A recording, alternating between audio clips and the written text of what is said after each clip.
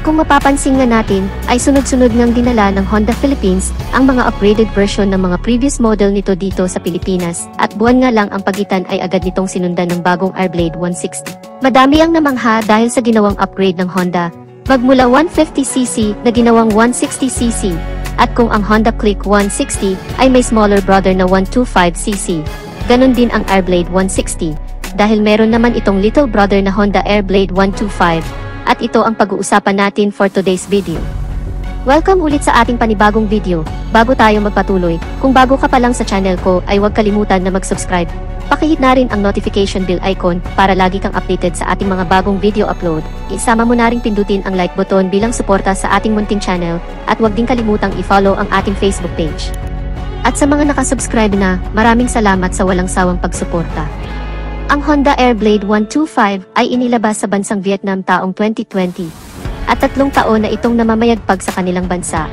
Ngayon alamin natin ang advantages ng features at specifications ng scooter na ito. Umpisahan na agad natin sa pinaka-heart ng motor, ang kanyang engine.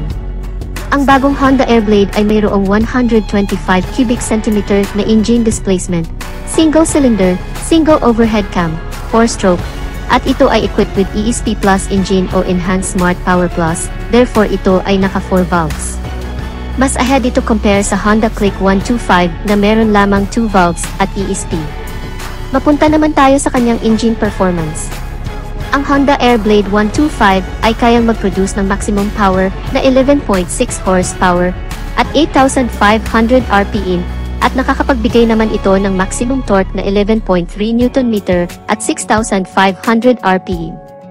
Mas mataas ang bilis nitong taglay at lakas kumpara sa mga ibang scooter, dahil may bilis itong 11 horsepower at lakas na 11 Nm, kaya pagdating sa top speed ay hindi ka dito mapapahiya, dahil may ibibilis pa ito pagdating sa pabilisan. At kung akyatan naman ang labanan ay mas malakas ito ng bahagya, at hindi ka nito bibiguin pagdating sa uphill. Meron naman itong bore na 53.5mm, at may stroke naman na 55.5mm, at meron naman itong compression ratio na 11.5:1. At para sa mga hindi pa nakakaalam ang bore and stroke, pag ito ay yung kinumpyut ay dito mo malalaman kung ilang cubic centimeter ang engine displacement meron ang isang motor. Isa din sa pinagmamalaki ng scooter na ito ay ang kanyang liquid cooling system, gaya din ng Honda Click 125, pareho itong naka-liquid cooled.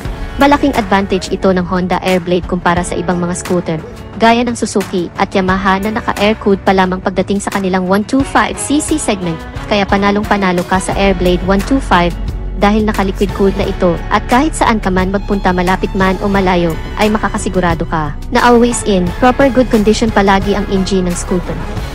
Kung mahilig ka naman sa long endurance ay maasahan mo ang Honda Airblade 125, dahil kaya nitong tumagal sa haba ng biyahe, maghapon man o magdamag, kaya wala kang magiging problema pagdating sa overheating issue. Pag-usapan naman natin ang mga smart features na mayroon ang Honda Airblade 125. Una, ito ay equipped with ASS, bagay na hindi mo pa din makikita sa Honda Click 125 version 3. Para sa mga hindi pa nakakaalam, ang IECs o idling stop and start system ay malaking bagay lalo na sa ma-traffic na lugar, gaya ng Metro Manila na nakakaranas ng matinding traffic, dahil kapag nakahinto ang scooter sa stoplight o naipit sa matinding trapiko sa loob lamang ng 3 segundo, ang engine ng motor ay mag-automatic shut off upang makapagpahinga ang makina. At ang pinaka-main purpose nito ay pigilan ang nasasayang na gasolina habang nakahinto ka sa traffic, dahil kung wala ang ISS, ang motorsiklo ay patuloy pa din sa pagkonsumo ng gasolina kahit nakahinto na at nakabase pa kung ilang minuto nakatigil ang scooter, kaya mas madami na din itong maibubuga na emisyon na nakakasira sa ating kapaligiran, kaya mayroon itong ISS para pababain ang fuel consumption at emission sa mga traffic situation. Pangalawa, ito ay equipped with CBS. Ang combination braking system ay mas reliable gamitin kumpara sa standard brake lamang, dahil ang kagandahan ng CBS, pag pinihit mo ang front or rear brake, alin man sa mga ito ay magsasabay ng bahagya upang maibigay ang balancing braking power na kinakailangan ng scooter kapag ninais mong huminto, kaya malaking bagay din ang pagkakaroon ng combination brake kesa sa standard brake, at pareho lang din ito ng sa Honda Click 125. Pagdating sa braking system setup, equipped naman ito ng hydraulic single piston single disc sa harap, at ang ganda din ng kanyang mags wheels na mayroong single spoke stars design, at gumagamit naman ito ng mechanical leading trailing o drum brake, at pareho lang din ito sa Honda Click 125 na naka drum brake sa likod. Pangatlo, ito ay equipped with side stand cut-off switch. Ang function naman nito ay hindi aandar ang makina kapag nakababa ang side stand ng motor. Isa din itong safety features na maituturing. Pang-apat, ito ay equipped with USB charging port. Ngunit pareho lang ito ng kanyang big brother na Airblade 160 na nasa ilalim ng upuan located ang USB. Bagay na hindi masyado nagustuhan para sa ibang riders gaya ng mga mahilig mag-long rides na kinakailangan naka-charge palagi ang cellphone para sa magdamag na paggamit ng GPS. At sana sa next version ng Airblade ay ilipat na nila ang USB location, gaya ng sa Honda Click 125 na nakalagay ang USB port dito sa harapan kaya ito ay easy access para sa isang riders. Panglima, ito ay equipped with Smart Keyless System. Yes, hindi na ito gumagamit ng mechanical key at lahat ng version ng Honda Airblade 125 ay keyless na. Wala silang nilabas na standard key version, lahat ay naka-keyless na. Ang kagandahan naman kapag naka-smart key ay syempre effortless na ang pag-on and off sa scooter. Dahil pa remote ka na lang pagbubuksan mo ito, kaya ito ay very secured at mayroon na din itong answer back system at anti-theft alarm na dagdag security assurance, bagay na kapaki-pakinabang sa lahat ng mga Honda users. Mapunta naman tayo sa kanyang suspensions. Sa harap ito ay naka-telescopic fork at meron naman itong dual shock absorber dito sa likod. Ang kagandahan sa naka-dual shock ay ideal ito sa mga heavy loads dahil mas mabigat ang kaya nitong buhatin at ikarga, o di kaya ay pag mayroon kang iangkas, at mas balance ang force na kaya nitong ibigay na nagpapanatili sa mataas na stability ng motorsiklo at mas maganda ang bouncing performance nito pagdating sa mga heavy workloads.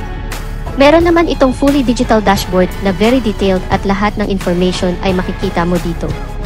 Ang kagandahan din nito ay meron na itong built-in voltmeter para sa battery health monitoring. Ang sukat naman ng gulong nito sa harapan ay 80/90/14 at sa likuran naman ay 90/90/14 all tubeless.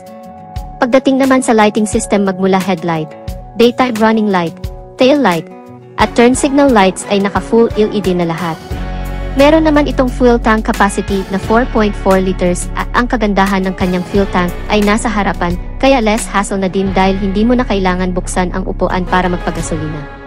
Isa din ito sa kanyang advantage dahil ang kanyang underseat storage ay mas malaki dahil nga nasa harap na ang kanyang fuel tank, kaya ang lawak ng kanyang compartment at kasya na dito ang isang full face na helmet.